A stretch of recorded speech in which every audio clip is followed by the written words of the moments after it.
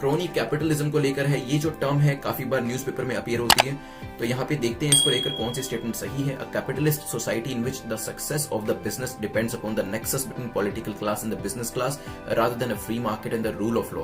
तो यहाँ पे जो सक्सेस है, एक ऐसी सोसाइटी जहाँ पे सक्सेस जो है वो आपके पॉलिटिकल क्लास के साथ कैसे रिलेशन है, कितना आपका हैंड इन ग्लव है आप पॉलिटिकल क्लास के साथ, उस चीज पे डिपेंड करती है, ना कि फ्री मार्केट कंडीशंस के ऊपर। In this system government provide undue advantage to one section of people such as limiting competition, creating barriers to entry. तो इसके अंदर एक पर्टिकुलर सेक्शन को ज्यादा बेनिफिट जो प्रोवाइड किया जाता है।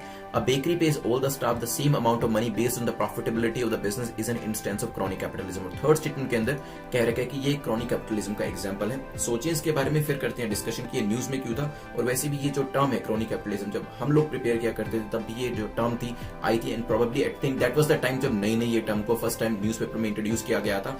और यहाँ पर अभी तक भी 2021 तक भी इस टर्म को यूज किया जाता है। इसका मतलब भी पता होना चाहिए, सो दैट मेंस के एग्जाम के अंदर अगर क्वेश्चन में अपीयर करती है तो आपको अगर इसका मतलब पता होगा तो एग्जाम्पल तो आप खुद ही सोच के बना लेंगे। सोचिए इसके बारे में।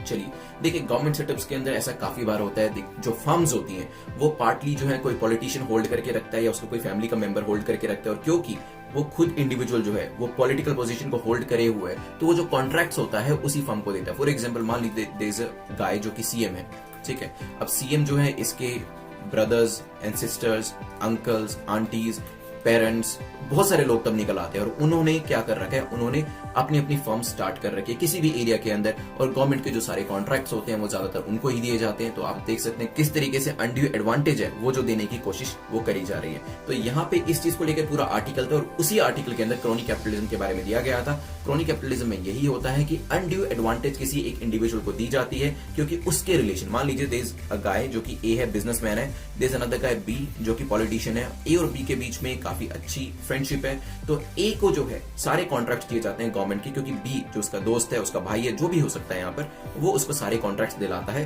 और ए क्योंकि उसके रिलेशन पॉलिटिकल क्लास से अच्छे, सारे जो कॉन्ट्रैक्ट्स होते हैं वो उसी को मिलते हैं। इसके अलावा मान लीजिए कोई सी, डी, ई, एफ, कितने सारे बिजनेसमैन है, इनको एंट्री नहीं करने दी जाती। कोई ना कोई बहाना बना के, कोई ना कोई रीजन या लॉजिक दिखाकर इनको पूरे सिस्टम से बाहर रखा जाता है ताकि सारे के सारे कॉन्ट्रैक्ट्स किसको मिले, ए को मिले। तो yes, it is a capitalist society जिसके अंदर बिजनेस की सक्सेस इस चीज पर डिपेंड करती है कि आपके पॉलिटिकल क्लास के साथ रिलेशन कैसे है। Second, in this system government provide undue advantage, जैसे आपने देखा अनड्यू एडवांटेज दी जा रही है और बाकी जो लोग जो है इक्वली क्वालिफाइड में भी इवन बेटर, उनको रोका जा रहा है, ठीक है। तो सेकंड स्टेटमेंट आपकी ठीक हो जाती है।